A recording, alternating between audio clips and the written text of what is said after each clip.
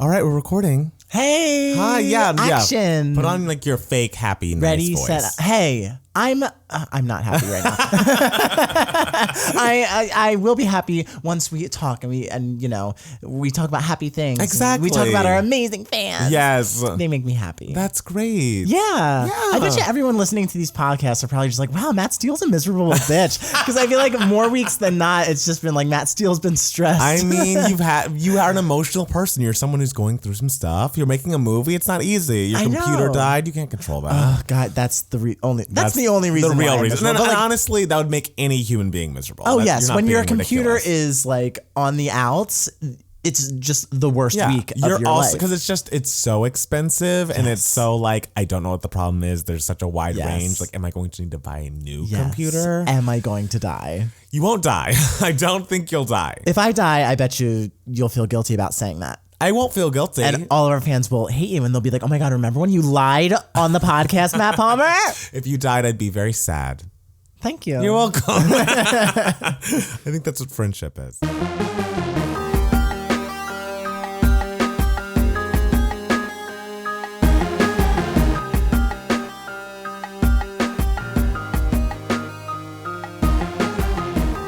Everybody, welcome back to another Two Gay Matts podcast. It's your favorite host, Matt Steele. Wow. I almost said it's your favorite host, Matt Palmer. I mean, that would not be right. Me. That is not my name. It's your favorite host, Matt Steele. Oh, it's one of your two favorite hosts and your number one favorite host, Matt Palmer. Oh, no, he got me, guys. I did. How are you, Matt Steele? I'm okay. My week was great, but last night I tried, as you heard in our little intro, I'm sure, I tried turning on my computer and it wouldn't turn on, so now I gotta like go to the Apple store.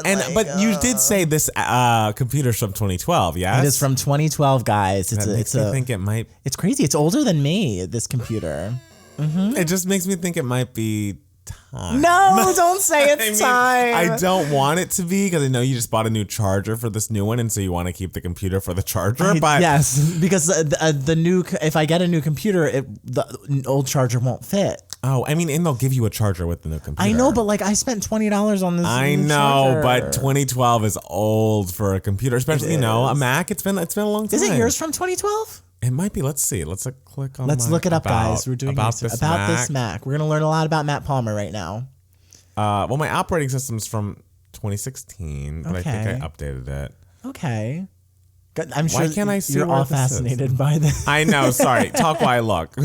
So right now I'm watching Matt Palmer. Matt Palmer's growing out a little mustache, which is well. It's very not like cute. I really am growing out a mustache. It's like I shaved the rest of my beard. Yeah, but like you left a little mustache. Yeah, I left a mustache. To say growing out a mustache, I feel like is a misnomer. It's not like a big bushy moment. No, it's not a bushy moment, but it's a subtle moment. Yeah, you look very handsome. Thank you. I appreciate that. Yeah. How do you think I look? I think you look great. Thank you. Yes, you know how I feel about that haircut, and it's still on you. Oh my God, it is, isn't it? How many times have you been back to Masood? Just once. Oh yes. Yes, I'm thinking in like maybe like 2 more weeks. It's time for another haircut. It doesn't look too long now. No, it doesn't. But I like to keep it fresh. It starts to get curly like at the ends, which is a little bit of a pain. It looks a little sloppy. So I gotta. I love that. All of a sudden, you're so ready about keeping your hair fresh. Yeah, absolutely. You're like, now everything's changed. Absolutely. Oh my gosh. So how's your week been, Matt Palmer? My week has been good. I'm trying to think. Well, my friend Janie, who we spoke about last week, just flew off to New York this morning. Bon voyage, Janie. I know she's going to kill it at her new job, but I will miss her very much. So I spent Friday evening and Saturday early part of the day with her, and then came back here and showered, of course, and went out with friends last night for a friend's birthday party, and that was very fun. Went to downtown LA. He had like a rooftop pool party thing. Well, it wasn't a pool party. It was just a party by a pool, if that makes sense.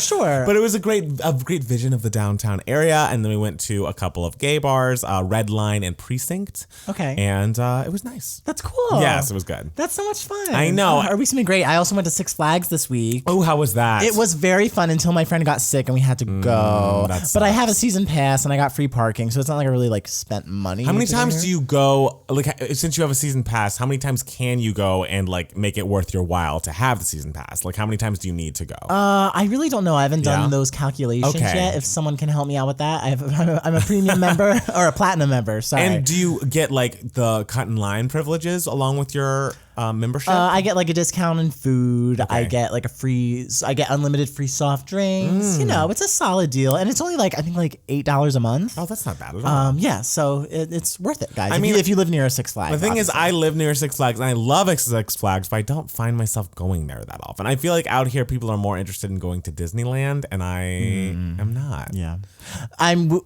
I'm sure all you Disney people are happy going to Disneyland. And we love that for you. And I'm sure if you have a great time sitting around in a little cart while little cardboard figurines pop in front of you, or that's if you have fun. But young kids, I feel like it's a great place for them. But I don't. I mean, we're here for some action. I want the thrill. Oh, you should see me at Six Flags. I'm a monster. Like, I'm walking 10 feet ahead of the group, and I'm like, come on, guys, keep up. Because I'm just like, we need to get all the rides So in. wait, when you go, do you go and get the like fast pass or whatever? I usually do, but Okay. when I was there on Thursday, there was literally no one in the park. We were just walking onto the rides. There was no wait for anything.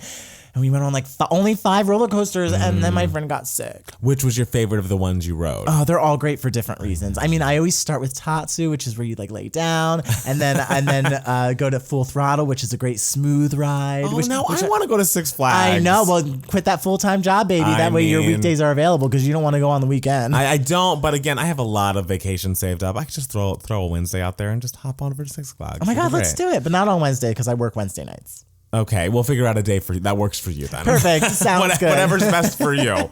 I'll make all my plans based on that. So again, I don't know that this week was that big of a week. Maybe it's because we're all in our pre-Labor Day. Is that what it is, Labor Day? Yeah, everyone's Okay. feeling peaceful and unified. And on vacation, unions. and people don't want to be writing about entertainment stories, and I understand that. But again, we take no days off, and so that's why you're getting another podcast on Labor Day. Yeah, if there's one thing 2Gay Mats are, it's consistent. We have been consistent with the podcast. We I will have. say. Like, we have this is not missed a amazing. week, which is new for us. But I will say, not to plug our own other shit, we did put up a very cute Mariah Carey acapella reaction video on Friday, and it's a joy to watch. There's some audio issues. There are some audio issues that I didn't notice until it was uploaded honestly to YouTube. surprised no commenter has said anything about. I know. It's because like the power of our entertainment value is just overrides the little sound issues It's a that we lot of have. lip syncing from me because we're listening to a lot of Mariah's runs, just a cappella, which by the way, people are asking where I'm getting this or like, can I make a playlist? Guys, just use your YouTube. Like go to the YouTube search bar, put in emotions, Mariah Carey a cappella, and you'll find it. You'll find a lot. Or Mariah Carey stems. Like, And your life will be improved. Yeah. And that's all we're trying to do is really improve people's lives, you know? you're welcome. You're welcome. So I guess we should jump in with the news of the week, the news for idiots. Yep. And last Monday were the VMAs. Yay! The used to be exciting MTV Awards, and they featured performances by Lizzo, Video Vanguard, Missy Elliott, Normani, Shawn Mendes, and Camila Cabello. Taylor Swift opened the show with a medley of You Need to Calm Down and Lover. Did you watch the VMAs? I watched nothing. I didn't watch the actual show, but then after the show aired, I did watch a few performances. And there were some really good ones. Missy Elliott's, I would encourage us all to watch. She very much like recreates the videos. That's awesome. Which is so great because it's a music video award show and she's getting the Video Vanguard because of how amazing her music videos Yeah, are. I am disappointed in myself that I have not watched the Missy Elliott performance It's unbelievable. yet. So. It's really, really great. And just a reminder of like what an icon and a legend she is. So I think if anyone has a free moment this Labor Day weekend, it's good, family viewing. Also, Lizzo was amazing. And I must say, I feel like I'm going to get hate for this. I personally wish I loved Lizzo's music more. I think she's such a good performer and such like a fun person. Like I see her performances and I love when she talks in the middle about believing herself and loving herself. She has such a great energy that I love her. But I will say this performance at the VMAs was spectacular. She did a medley of Truth Hurts into Good as Hell. I also am curious. I mean, maybe this goes back to my like being confused about her musically, but like, why are all her singles from 2 years ago? She released Truth Hurts for the first time in 2017. Her next single is Good as Hell, and it came out in 2016. That's crazy. And neither of these are on her current album. I realize right now she's having a moment, and so They're on her album. Are they Good as Hell is not on her album. Good as Hell is not? And Truth Hurts is on the deluxe edition because my it's God. not a current. it's so old, It's yeah. old. And I mean, I don't mean this to be hateful. We all love Lizzo. I love how people love Lizzo and, body positivity. We love all of that. I want her music to be excellent to match how great of a performer she is, and I feel like she's not quite there yet, but I feel like we can get there. I liked her album. I had a lot of fun listening to her album. Yeah, her album's cute. I want to listen to it again just because you listen to it once, you don't get the full scope of it. But like, I had fun listening to her album. I think it's fun, but I mean, not, you want to see if she has longevity. I do, but I also think there's a reason we're going a couple years back to pick her singles out. You know what I mean? Like, if people felt like we have a strong number one happening here, they wouldn't be going back to 2016 for follow-up singles, but that is true. Like, I will say none of the songs on the album are as entertaining as Truth Hurts. Right, exactly, and that's a bonus. Juice is doing well. Juice did come out before she kind of blew up with Truth Hurts. I wonder if they're going to put it out again, actually, because it did okay when it first came out, but I bet if they put it out now with all of this momentum behind her, it could be a big hit. So I also liked Soulmate on that album. I think that could be a good song. Okay. Oh Lord, what was I about to say? I feel like her next album, a lot of people will be eager to like write with her. Yes, that's true. So I feel like there will be very good songs on the upcoming album. Maybe Max Martin will be there to give her the hook she needs. So I'm feeling good about Lizzo. Yes, but again, I would recommend we all go watch that Lizzo performance. It's such like a positivity moment, and it's like she almost reminds me of like a preacher or like the leader of a gospel choir or something. She's just like, you just want to, I don't know, she's just so inspiring and electrifying on stage that, like, of course I can't say a bad word about her. I feel like her sophomore album will match the quality of her performance ability, and I want that for her. I really do. Another highlight performance was Shock. I loved Normani. And look, did she sing a note of that? No, of course not.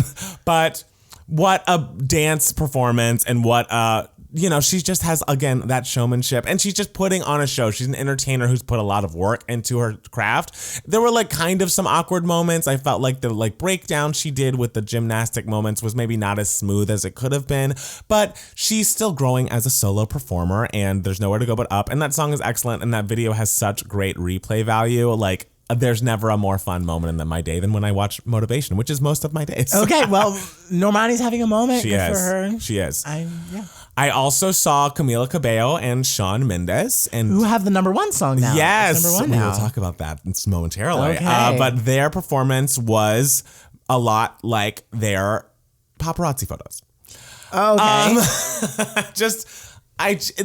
There's just something not fully clicking with them for me. The song, I do like the song. I like them both separately, but I'm just not buying what they're selling. Okay. You know what I mean? Who else? Taylor performed. I love Taylor Swift.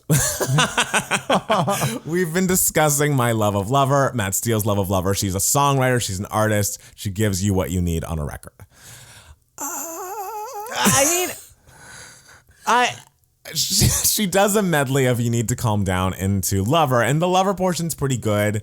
And she's just her standing with a guitar, which is always my favorite Taylor performance moments. But she kind of, similar to Missy, wants to recreate the You Need to Calm Down video, but there was just so much going on. And like, she, unlike Normani, insisted on singing live while doing all of this stuff, like all this walking around, all these drag queens everywhere, some of the like VR effects of like, that you just see through your television, I assume, that you don't even see. Because I watched the performances, I would scroll through them on Twitter and everything, and I would watch them without sounds, and I would just be like, is this a special effect I'm looking at? I'm so confused as to what is going on. Literally, it's like those Snapchat filters where they're like, oh, look, you have like a little Bitmoji version of yourself walking on your desk.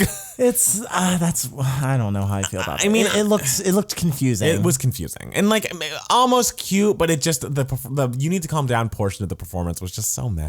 And like, I mean, I love her as an artist. I just wish performance-wise she could, just rely on her strengths as a musician instead of trying to rely on the performer. Like, she's not Romani, and that's okay. She doesn't have to add all the theatrics and all that kind of stuff. She doesn't need all the bells and whistles. And I think, because the music is good enough. Oh my God, it's excellent. So that's how I felt about Taylor. I'm trying to think who else performed. Miley performed. It was like an all black and white. There was a lot of being done via the camera this year at the VMAs. Yeah, everything I saw, like Lizzo had like a giant butt. Yeah, but that butt was real.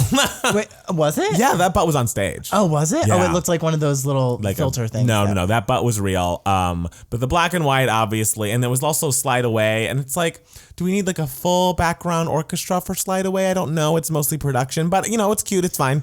Good for them. People got paid. People got a paycheck. And I think those were the only ones I really watched. And then afterwards, I watched the Lady Gaga paparazzi performance from 10 years ago. And then I watched the Britney Oops performance from 20 years ago. And it's just like, oh, the fucking good old days. Yeah, and it's like you didn't need the filters in that one. No, you did not. You just had greatness. Star power. Oh. And what won Taylor won Video of the Year. Yes. I didn't watch the show, sorry. I loved how John Travolta was about to give the award to the drag queen. Yes, the drag queen Taylor Swift. Yes. That was a cute little moment. It was a great moment. And people were just like, John Travolta's so disrespectful. How dare he not know what Taylor's wearing? It's It's like, shut up. Shut up. They do look very similar. Yes, like, and that's also the whole like point. people changed it. Maybe I guarantee you he had no idea what Taylor was wearing. But also even if he did, like, people changed mid-show. Like, get out of here. Thought it was harmless. I mean, and also I think she called out the White House for not responding to the Equality Act petition, and then they did, and they basically were like, fuck the gays. It was like, great, love y'all.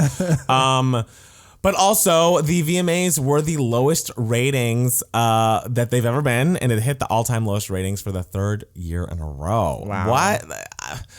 It's just one of those things where it's like, for an award show that I grew up on and used to have such weight and such excitement surrounding it, like, why is it so, like, why does no one care about the VMAs anymore? Well, a huge reason for that is because people don't really care about MTV anymore. I know. Like, MTV is not a thing that teenagers look to get their daily pop culture everything. And definitely not their daily music everything. Of course not, You go for it. Television in general, young people don't get anything from anymore. I assume, I mean, it's for people who want to watch Are You the One, which I think is the dating show, where now it's all an entirely fluid cast, which is kind of fun, and I would be interested in watching that just to see who's hooking up with whom. There are no rules. I guess Teen Mom fans are watching MTV, but like, that's the thing is, who is MTV for at this point? Because it's like, Real World's not even on MTV anymore. It's on like Facebook Watch. Yeah, and I don't know. I guess they have Catfish. They're coming out with a new show, Ghosted, which feels like a spinoff of Catfish, which I am happy that Rachel Lindsay, former Bachelorette, the only black lead of one of those shows, is going to be co-hosting that. But that's neither here nor there. Well, I guess it's weird because the people who grew up with MTV being so influential to them, like, have now kind of outgrown that stuff. Yes. But the young people who would normally watch MTV are not watching television. They're watching like TikToks. Yeah, so it's hard to tell like who is watching MTV anymore. I know. I feel like they've got to re-strategize, and like there's probably a way to get this done, but I just don't know what it is. I don't know. I'm not a producer. Oh wait, I am.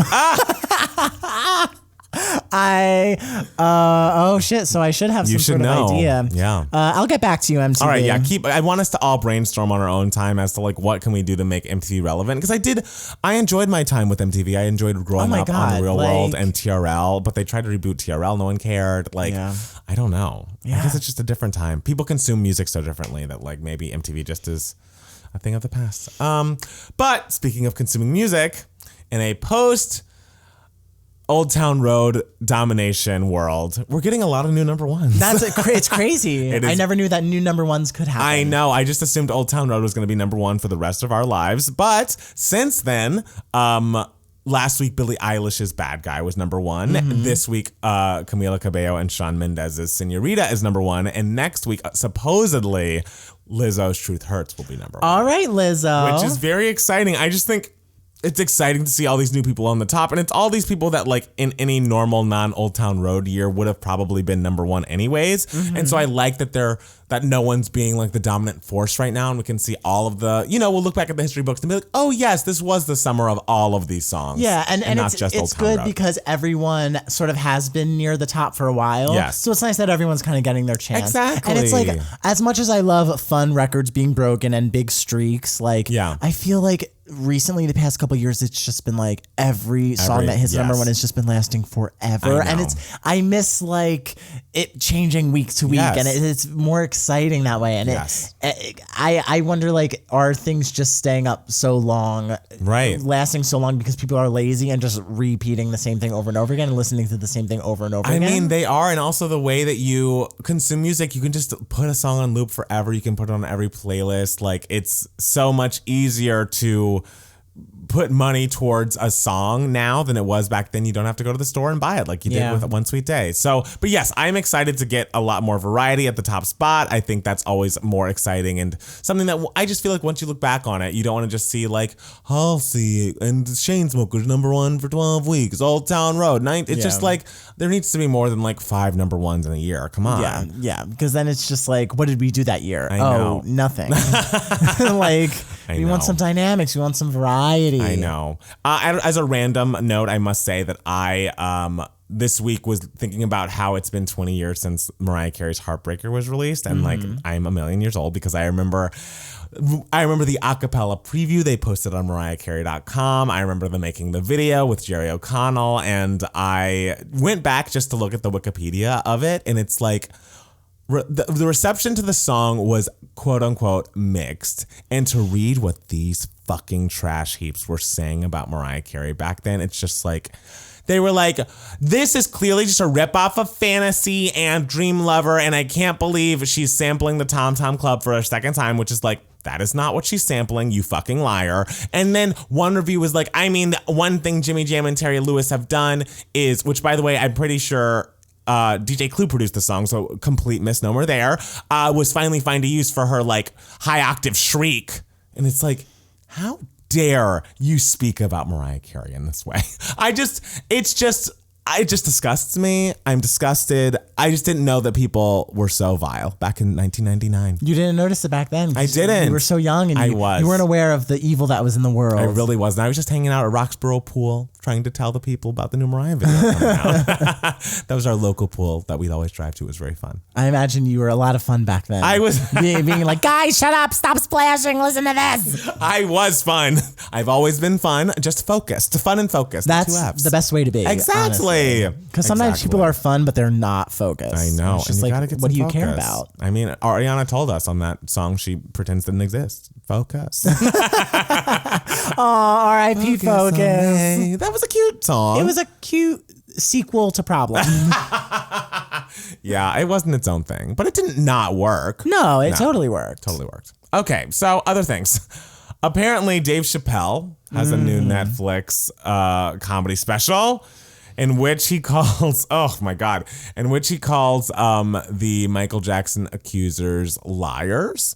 He also talks about Me Too and cancel culture. I didn't see much of it because, it's not 2009, so who cares about Dave Chappelle? But also, I did see a clip of him. I read something about how he was...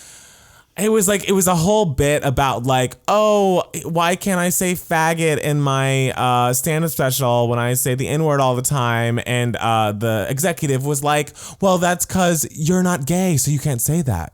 And he's like, well, I'm not a nigger either. And it's like, that's your joke. That's your fucking joke. Like, this is so, like, and everyone always loves to say, like, oh no, you got to think about the deeper meaning, man. Like, he's playing chess, not checkers. It's like, no, this is lazy. Like, you can love someone and know that, like, oh, you've just gotten old and are out of touch and it's like Louis C.K. It's like you have gotten old and out of touch and are just completely off the pulse of what's going on in the world. And it's like, oh, you're just now someone's old grandpa that doesn't know what they're talking about. And I also saw a thing that said that he had a lot of jokes about transgender people, which I couldn't find the specific jokes, and I'm not gonna like watch the special. Of course not. And he also called people like the alphabet people. I saw that. All that stuff. And it's kind of just like, it's like, okay, the one joke with like, why can't you say this, but you can't say that? Well, I'm not this. Yeah. I mean, I guess what I interpret that as is,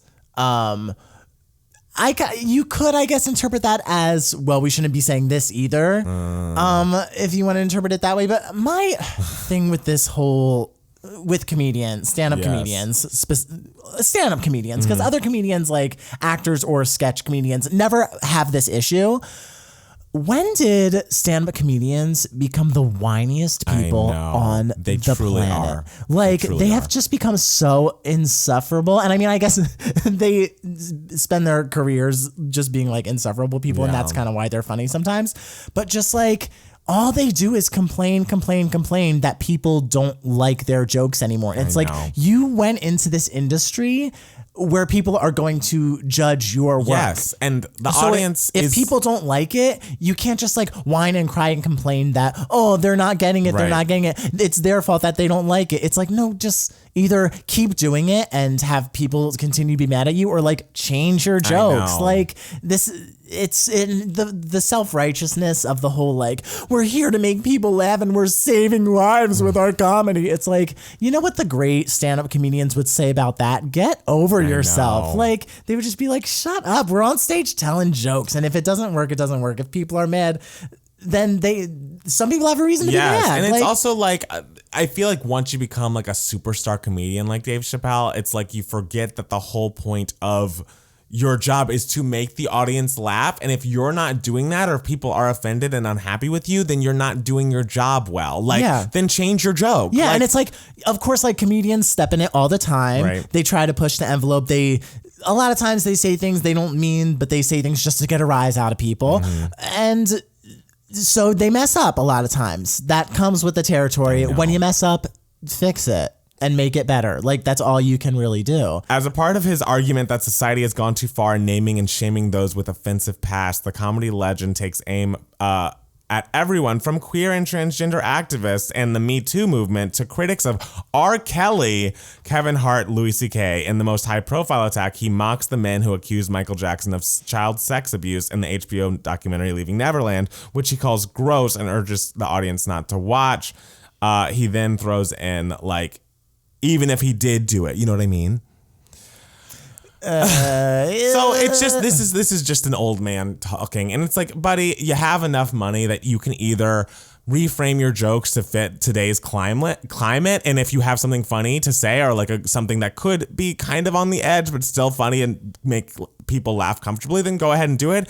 Or you could just retire. Like, or you could just be done. Your time in the spotlight could be over. Like, you had that moment where you were off the grid for a long time, and maybe off the grid was where you were happiest, because clearly you're out of touch. You don't know what people want to hear, and then that means you can't do your job as a comedian. And it's not even so much that like, oh, people are sensitive now, or like, or even that they're more aware now. It's just that people are like over it now. Like they're over these jokes. It's not funny so anymore. These jokes are so tired and they're old, and it's just like, get over it. Like, get other material. And it's also like, now I think he's on the front page of Breitbart and is like, oh, is Dave Chappelle gonna save America? And it's like, if I ever did anything that had people on Breitbart being like, yeah, go Matt Palmer, I'd be like, oop, I've done everything wrong. I will never do anything again. That is all for me, folks. Like, it's just, I don't know, that's gotta be such a disappointment. Well, I hope it is for him, but maybe he's just like, yeah, they get me. Yeah, I find it so interesting that people are so eager to defend Dave Chappelle. Like,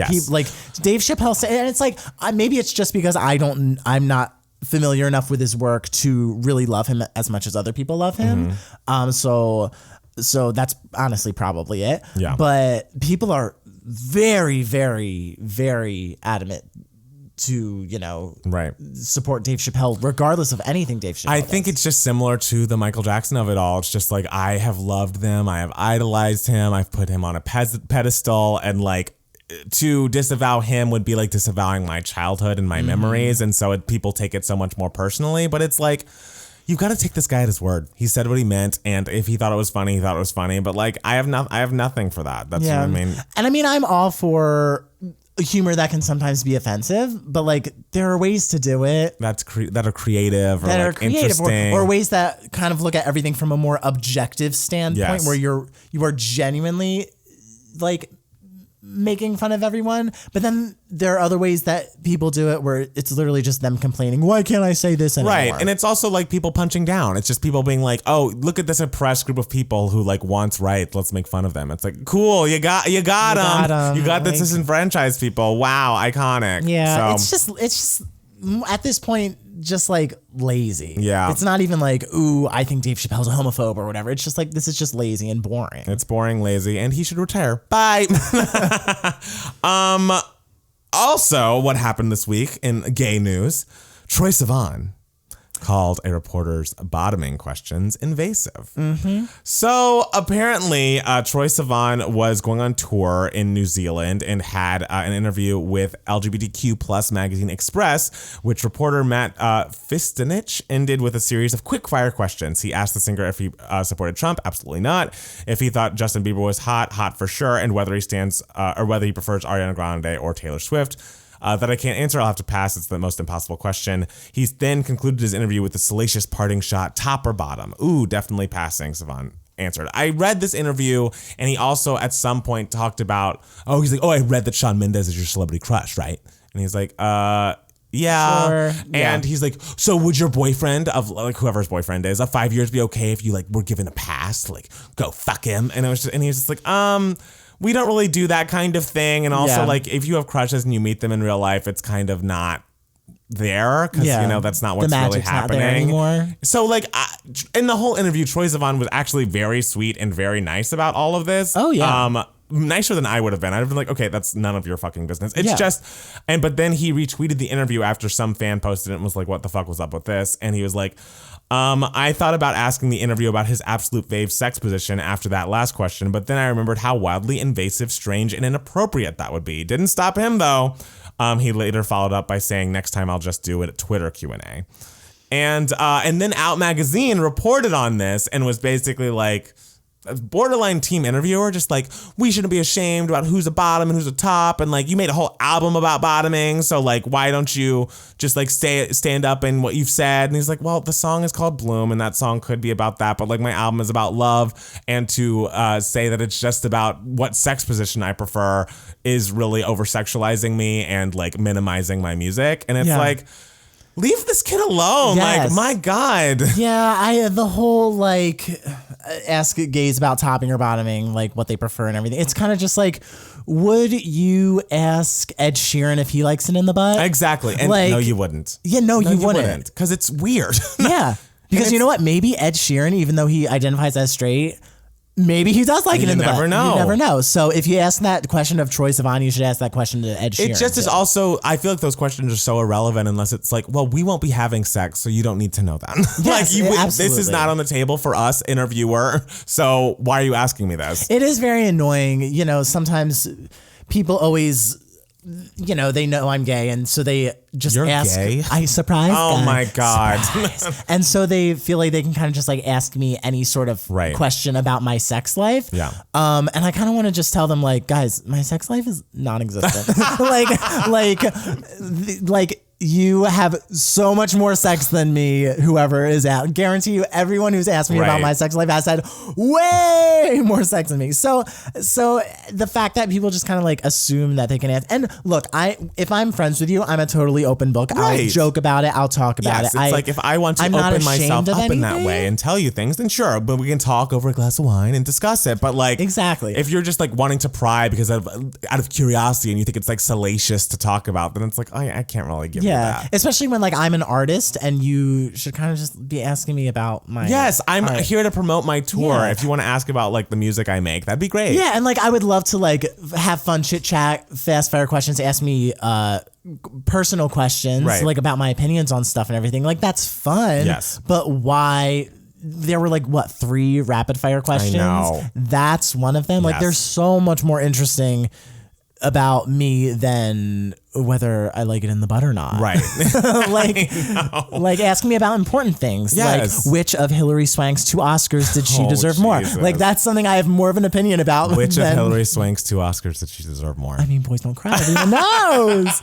Everyone knows. I've never seen either, so. I'm going to sit you down and make you watch. Okay. But no, I completely agree. I just like this kid. I feel like he is a person who is so popular but so not popular. Like it's like if he were straight, he'd be 10 times more popular. He'd be all over the radio. Like there were songs on that last album that were like, oh, this is a hit, but because he is a gay artist, it's such an uphill climb in the first place. And so now he's just like, fine, I will reach out to the gay news, the gay news outlets to promote like whatever works. I want people to know that I'm coming to New Zealand, and like this is what he's met with. And it's like, God, like, can they not catch a break? I feel like it's just hard out here for a gay artist. Speaking as one, it's not easy. And for someone to boil all of your artistry, all this love you put into something down to, are you a top or bottom? It's just like, yeah, really? especially That's all you got. a gay publication. Like, they should be wanting to ask those questions that make the artist more about their art. Yeah. You know? Yeah. They shouldn't just be wanting to ask them top or bottom. I know. It's just boring. So the point of a lot of this week's argument is just don't bore us. Don't bore us Sean and Camila's fake relationship. Don't bore us Dave Chappelle's lazy jokes. And don't bore us mean interviewers bugging Troye Sivan. Absolutely. Oh my God. So let's take a quick break. And when we come back, we'll be back with Email My Heart and Giving You Moments, Darling.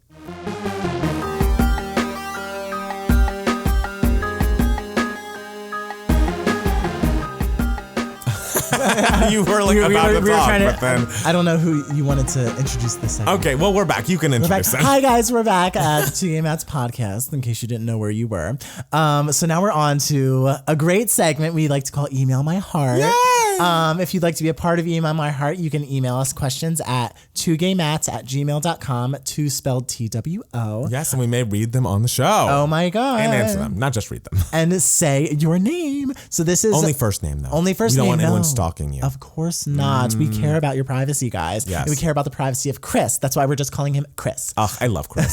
So Chris emailed us. He said, "Hey, Matt." He's a patron. We love him. He's a patron. He said, "It's your favorite Brandy Carlisle stan, Chris." Yes. We know he loves Brandy because we had a Google Hangout with him because he's a patron. If you want to find out how you can have a Google Hangout with us, go to our Patreon and become a patron. Oh my gosh. He has two questions, one for you, one for me. One, for Matt P. Since you're such an Alanis stan, have you done a deep dive into Tori Amos? They famously toured together around Lilith Fair time, the greatest time to stand for lesbian music. For me, Little Earthquakes and Boys for Peel are flaw-free.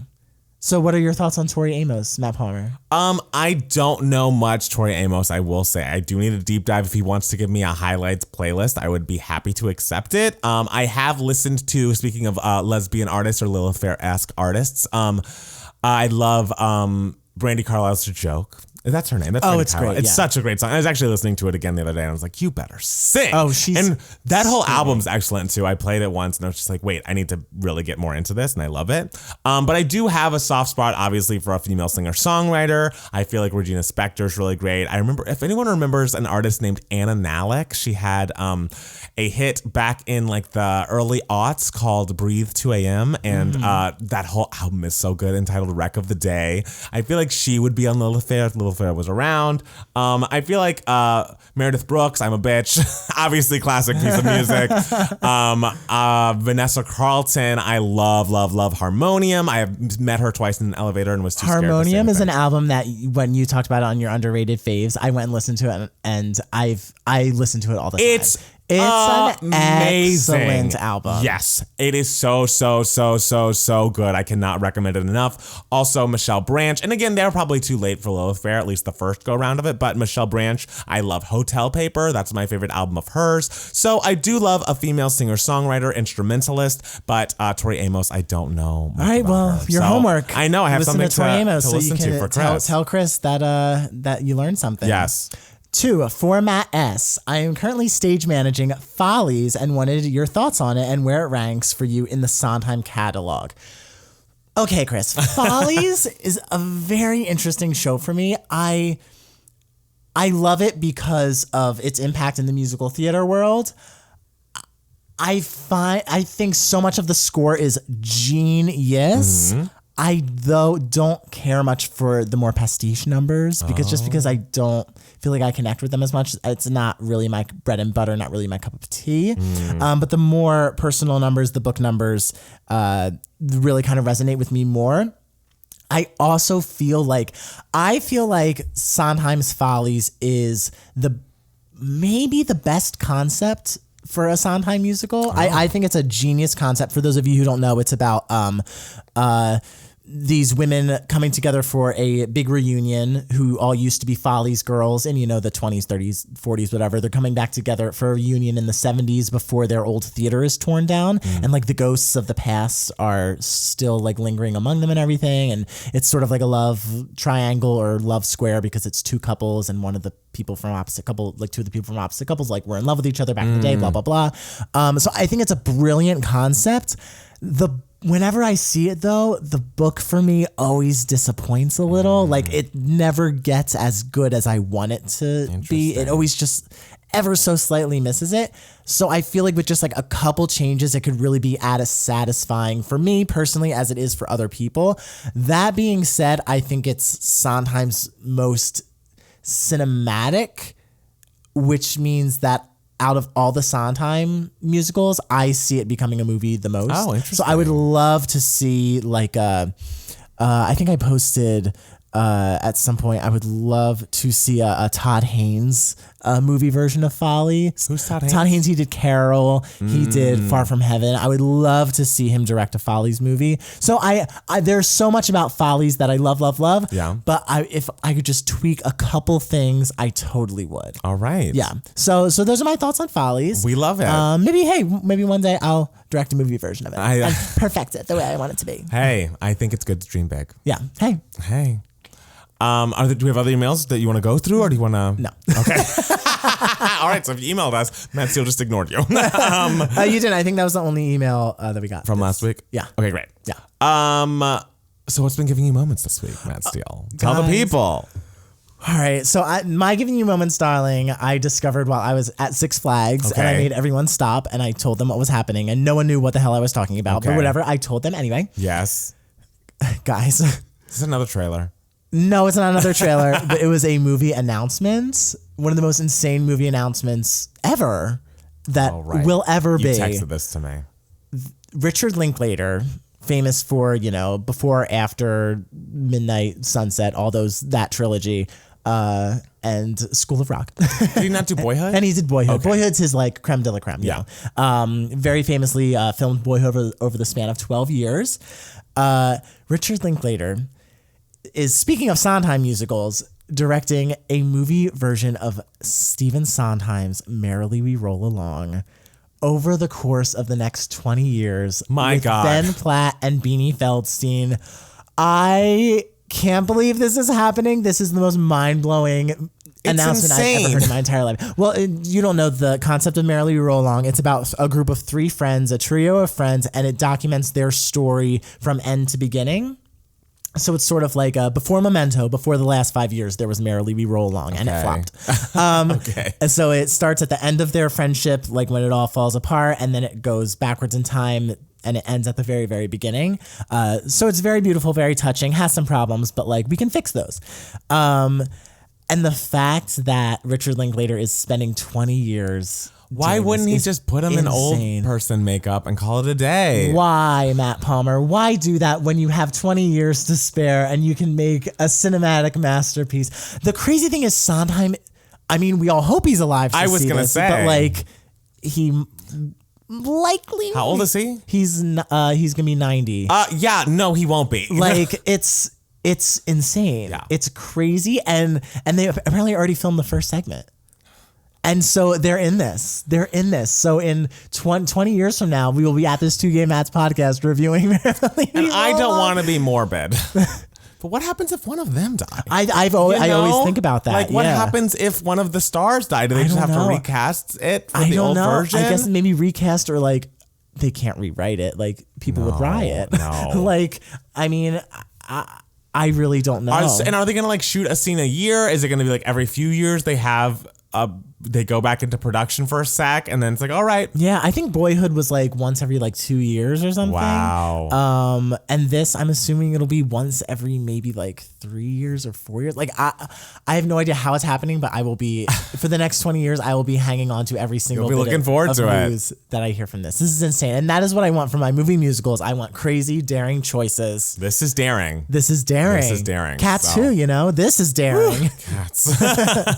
Well, my giving you moments, I was just watching There's a new Hulu documentary entitled Jawline, and it is about a kid named Austin Tester, who is from Tennessee, a small town in Tennessee, and he wants to be an influencer and wants to be, social media famous. He like goes on YouNow streams every night and like tries to put up Instagram pictures and just like really wants to tour the world with, his social media handsomeness or whatever. Sure. So is that all what he's offering is handsomeness? Oh yeah. It's like he's 16 and he doesn't, he just wants to be a social media star. He wants to be, and like his brand is like positivity. So I mean, oh God, I can't think of a word. The thing is, it sounds more annoying than it is when you watch it. Like, he's not brilliant, but he is like a very, very sweet kid who just is trying to really do something with his life. And he came from a hard background. Like, his dad wasn't around and was, an addict and abusive, and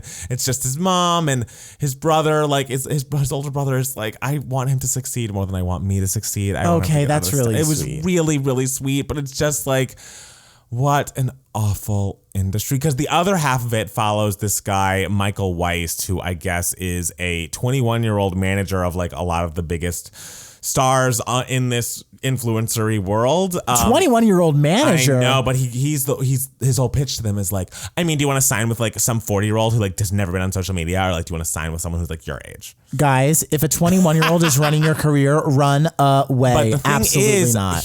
He's making them money, but the thing is, he like chews them up and spits them out. Like the last 30 minutes of the movie, he has this whole overarching monologue about like, well, the talent is replaceable. Like I need to do the same. Like, I don't really care about talent management, but I'm good at it. So like, that's what I'm doing. And the talent comes and goes. And like, if they get to, like, once they hit 30, there's nothing for them after that. I'll find some young kids. I mean, I guess he's being honest, which is cool. It's better than like some like people who work in the industry who are just like so